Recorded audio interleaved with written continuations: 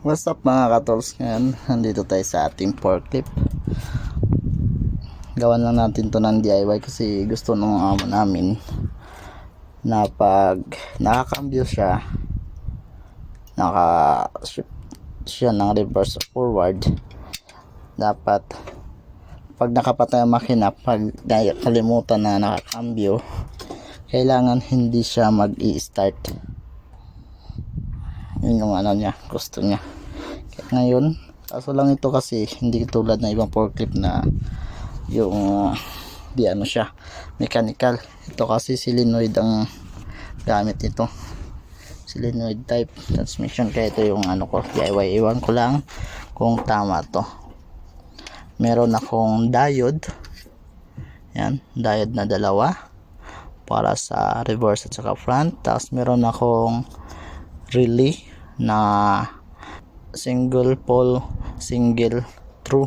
Tapos meron din akong isang relay na single pole, double through relay. Ito yung gamit ko mga katols, kaya susubukan ko ito. DIY muna tayo ngayon. Comment lang tayo kung tama ba yan. Basta susubukan ko ngayon ikabit. Ayan mga katols.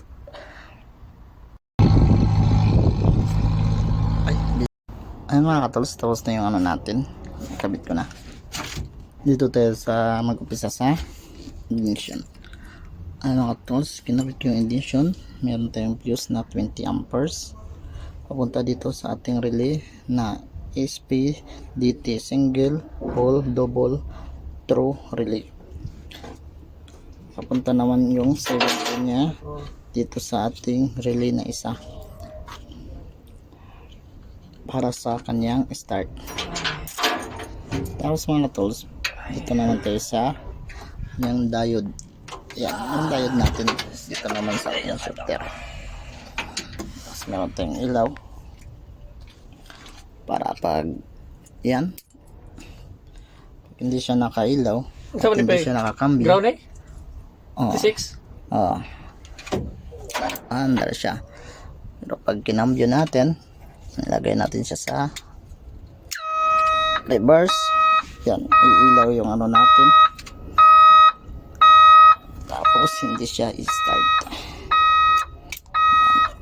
tutunog lang yung relay natin, hindi i-start. Tapos ilagay natin siya sa front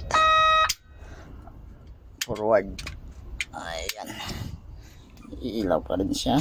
Tapos hindi dapat pa rin yan i-start. Ayan, neutral natin, ayan, wala siyang ilaw, nakapatay, ibig sabihin meron yung contact yung isang relay. Ayan mga katols, ganoon lang mga katols. Ikaw lang sa kumpare kong napakagwapo, napakagandang lalaki. Ayan mga katols, kay Tom daw kasi ikaw man eh. Kaya mga katols, linisin lang natin.